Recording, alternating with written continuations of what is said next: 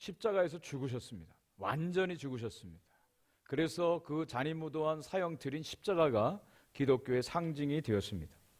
그런데 예수님께서 죽은 것으로 끝났다면 기독교는 세워질 수가 없었습니다. 말씀하신 대로 사흘 만에 다시 살아나셨습니다. 소생한 것이 아니라 부활하셨습니다. 여러분, 성경에 죽었다 살아난 사람들이 몇 사람 있습니다. 구약 성경 수넴 여인 아들이 죽었다 살아났습니다. 나사로가 죽었다 살아났습니다. 그것은 소생입니다. 그런데 예수님은 소생한 것이 아니라 부활하셨습니다. 그들은 다시 죽었지만 예수님은 다시 죽지 않으시는 영원한 생명의 주가 되셨습니다. 이것이 기독교입니다. 이것이 구원이고 이것이 영생입니다. 그리스도가 부활하셨다는 것은 예수님이 하나님이라는 것을 증거해 줍니다. 예수님이 부활하셨다라고 하는 것은 구원의 능력을 그분이 가지셨다라고 하는 것을 말씀합니다. 예수님이 부활하셨다라고 하는 것은 그분이 우리에게도 그 부활을 허락해 주실 수 있는 분이라고 하는 것을 증거해 주고 있습니다. 모든 사람들은 죽음을 두려워합니다. 그리고 사랑하는 사람들이 죽는 것에 대해서 슬퍼하고 절망감을 느낍니다. 그런데 그 죽음이 그것으로 끝이 아니라 새로운 생명의 시작이라면 이야기는 좀 달라질 것입니다. 이것이 기독교가 믿는 예수 그리스도의 부활입니다. 그래서 기독교는 부활의 종교라고 말합니다. 기독교의 영성은 부활에 있습니다. 다시 소생, 다시 새로 태어남, 다시 영원한 생명으로 이어지는 것을 말씀합니다. 오늘 본문 말씀은 예수님의 죽음과 부활을 가장 가까이에서 목격한 두 사람에 대한 이야기입니다. 예수님 부활하신 날 글로바라고 하는 사람과 다른 제자, 신학자들은 아내라고들 보통 얘기합니다. 이 사람들이 한 7마일 떨어진 엠마오라고 하는 곳으로 가게 되는데요, 얼굴에 슬픈 빛을 띠면서 갔습니다. 절망감 가운데 갔습니다. 왜냐하면 그들이 그래도 예수님을 따라다녔습니다. 예수님은 하나님과 사람 앞에서 말과 일에 능한 선지자로 믿고 따랐습니다.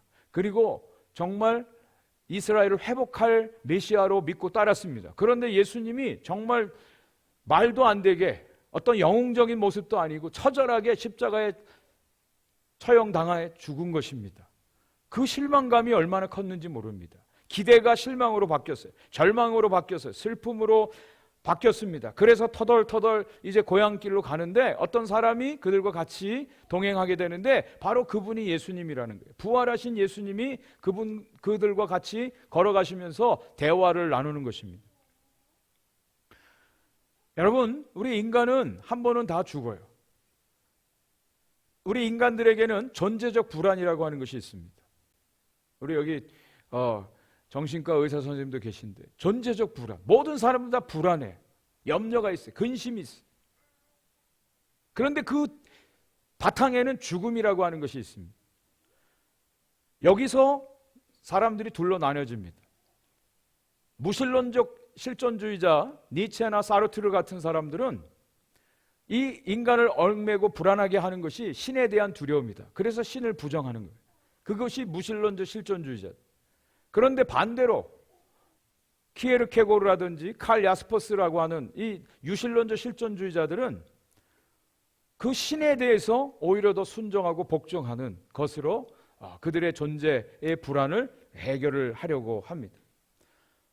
모든 사람들이 죽는데요, 사고로 죽거나 질병으로 죽습니다. 많은 사람들이 운이 없어 죽는다고 생각하는데 그렇지 않습니다. 왜요? 공평합니다. 모든 사람들이 다 죽기 때문에.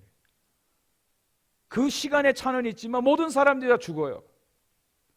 그것이 인간입니다. 그래서 성경은 그 죽음이 왜 왔느냐? 바로 죄의 결과라고 결론을 내리고 있습니다. 여기서부터 우리 인간의 절망이 시작되어지고 그런 불안이 있게 되는 것입니다. 여기 나오는 이 두 제자, 예수님이 부활하셨는데 아직 그걸 모르고 절망감 속에 실망감 가운데 가는 거예요. 고향으로 돌아가는 겁니다. 예수님이 나타나도 알아보지를 못해. 너무 지나친 극도의 슬픔이나 스트레스를 받으면 보이지 않잖아요. 의식과 생각 속에 시각이 가려져서 예수님을 볼 수가 없었던 것이죠. 그래서 예수님이 왜 그렇게 슬퍼하느냐 물어봤습니다. 그때 당신은 이틀 전에 예루살렘에서 일어난 일을 모릅니까? 우리가 믿었던 예수라고 하는 사람이 종교 지도자에 의해서 십자가에서 사형을 받았습니다. 그래서 우리가 실망해서 지금 내려가는 것입니다. 그때 예수님이 그들에게 하나님의 말씀을 더디 믿는 것에 대해서 책망을 하셨어요. 그리고 성경의 구약의 내용을 다 그들에게 가르쳐 주었습니다. 그리고 그들이 엠마오라고 하는 곳에 다다랐어요. 그들의 고향임입니다. 그들은 거기서 이제 머물기를 원하고 예수님 더 가시려고 하는데 요청을 해서 같이 저녁 식탁을 대하는 것입니다. 떡을 떼어서 그들에게 주는 순간 그들의 눈이 밝아져서 예수님인 줄 알게 되었다. 그렇게 말씀하시는 순간 예수님은 사라지셨어요. 부활하신 예수님은 우리의 모습하고는 다릅니다. 신령체를 가지고 있어요. 그래서 시간과 공간을 초월해서 다니실 수 있는 그런 모습이에요. 그것이 저와 여러분들이 나중에 부활한 이후의 모습이기도 합니다. 그때 그들이 서로 이야기합니다. 예수님이 하나님 말씀을 우리에게 가르쳐 주실 때 우리 마음이 뜨겁지 아니하였더냐, 그 얘기를 합니다. 예수님의 부활을 우리에게 증거해 주는 두 가지가 있습니다. 첫 번째는 하나님의 말씀입니다. 약속의 말씀입니다. 성경 구약과 신약에서 다 예수 그리스도가 십자가에 죽었다가 다시 살아날 것을 약속해 주고 있어요. 예언해 주고 있어요. 그 약속에 따라서 우리가 예수 그리스도의 부활을 믿는 것입니다. 우리가 예수 그리스도의 부활한 걸 본 적이 있습니까? 본 사람이 있어요? 없어요. 그런데도 믿는 것은 하나님을 믿고 하나님이 약속하신 그 신실한 약속의 말씀, 언약의 말씀을 믿기에 우리가 예수님의 부활을 믿게 되는 것입니다. 그리고 두 번째 증거는 예수님이 부활하셔서 나타난 증거들이 있어요.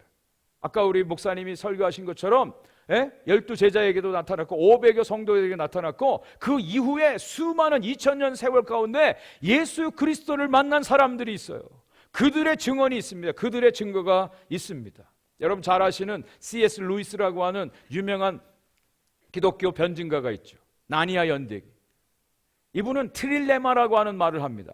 우리가 보통 두 가지의 모순된 사건을 이야기할 때 딜레마라고 얘기하죠. 딜레마. 근데 이분은 트릴레마라고 얘기를 해요. 예수님에 대해서 이렇게 말합니다. 만약에 예수님이 하나님이 아니신데 하나님이라고 자기 자신을 말하고 다닌다면 그것은 미치광이다. 미치광이다. 두 번째, 만약에 예수님이 하나님이 아닌데 그걸 알면서도 자기가 하나님이라고 말하고 다닌다면 그건 거짓말장이다. 희대의 거짓말장이다. 그리고 세 번째, 정말 예수님이 하나님이라면 그분만이 유일한 구세주다. 이렇게 말하고 있어요. 분명한 증거들이 있다는 거예요. 예수 그리스도의 부활을 증거한 증거들이 있어요. 그 당시에도요, 수많은 사람들이 예수님의 부활을 부인하고 대적했습니다. 반박했어요. 예수님의 제자들이 예수님의 십자가를 훔쳐가서 예수님 부활했다고 거짓말하고 다닌다. 그렇다면 예수님 죽은 시체만 찾아내면 예수님의 부활을 다 무너뜨릴 수가 있지 않습니까? 그리고 예수님이 기절한 거 아니냐? 기절했다가 다시 깨어난 거 아니냐? 아니, 그렇다면 예수님이 묻혔던 그 무덤에 큰 돌을 채찍에 맞고 피와 물을 다 흘렸던 예수님이 어떻게 그것을 열고 나오실 수 있겠어요? 예수님의 첫 부활을 증언한 목격자는 여인입니다. 그 당시에 여인들은 법적인 증언을 할 수 없는 자격이 없는 사람들. 그리고 막달라 마리아는 미친 과거가 있었던 여인입니다. 막달라 아주 형편없는 동네 출신이에요. 왜 하필 예수님의 부활을 증언하는 첫 번째 목격자로 이 막달라 마리아를 하나님이 사용했겠습니까? 만약에 그것을 우리가 꾸며낸 이야기라고 하면 그래도 어느 정도 인지도도 있고 엘리트를 통해서 증언을 하게 해야 되는 것이 맞지 않겠습니까? 분명한 것은 예수님이 하나님 약속의 말씀, 또 예수님을 만난 사람들, 수많은 사람들, 수십억, 수백억의 사람들이 다 예수님을 증언하고 있어요. 예수님의 부활을 증언하고 있어요. 자, 이 사람들이 예수님을 만난 다음에 어떻게 했습니까? 바로 그 자리에서 일어나 예루살렘으로 가서 예수님이 부활하셨다고 제자들에게 증언하게 된 것입니다. 그 즉시로 일어나 턴해서 예루살렘으로 가서 예수님 부활했다라고 하는 것을, 자신들이 만났다라고 하는 것을 증거하기 시작했어요. 여러분, 예수 그리스도를 믿는, 예수 그리스도의 부활을 믿는 사람들에게는 반드시 나타나는 것이 바로 턴어라운드 하는 회개가 있습니다. 삶의 목표를 수정하는 거예요. 삶의 방향을 바꾸는 것입니다. 그것이 우리의 신앙입니다. 그저 우리가 예수 그리스도의 십자가에 죽었습니다, 부활하셨습니다, 그걸 믿고 관념적으로 그냥 감사합니다로 끝나는 것이 아니라 우리의 삶을 완전히 통째로 변화시킬 수 있는 능력이 예수 그리스도의 부활 사건에 있음을 믿으시기 바랍니다. 우리가 믿는 예수님은 죽어서 무덤에 갇혀있는 예수 그리스도가 아닙니다. 어떤 역사적인 유물로서 예수님이 아니라 우리 기독교에서는 빈 무덤을 자랑합니다. 예수님이 살아나셨기 때문에 그렇습니다. 2000년 전에 죽은 예수가 아니라 오늘도 살아계셔서 하나님 보좌 우편에 계셔서 저와 여러분들 위해서 기도해 주시고 예수님의 이름 임마누엘, 하나님이 우리와 함께 하신다, 그 약속의 이름 그대로 우리와 함께 해주시는, 오늘도 우리의 삶의 현장에 함께 해주시는 예수 그리스도를 통해서 저와 여러분들은 주님의 부활을 믿게 되는 것입니다. 이 은혜가 2022년 부활절을 맞이한 저와 여러분들에게 있기를 주님의 이름으로 간절히 축원을 드립니다.